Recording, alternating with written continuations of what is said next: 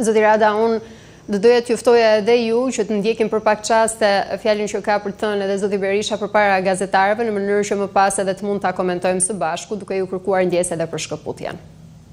U krijua mundësia të bisedoj me presidentin e Partisë Popullore Weber, me drejtues të tjerë të kësaj partie, me mikpris lokalës dhe pjesëmarrës në këtë konferencë.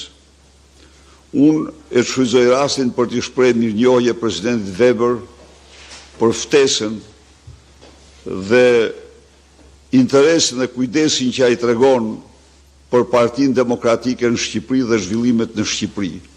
Ju jeni dëshmitar, janë 3 rezoluta ndërkombëtare, 2 nga të cilat janë të votuara, 3 nga të cilat të 3 janë të votuara dhe nga Partia Popullore, edhe CDI, IDU-ja dhe EPP-ja.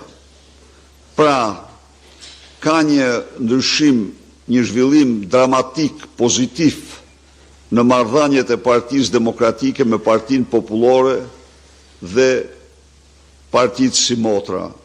Aty takova dhe pata bisedë shumë përzemërt me zëvendës president e Forca Italia, të cilën Debra Bergamini, të cilën unë e kam patur mikesh të vjetër, e një orë ka qenë asistenti e parë e Silvio Berlusconit,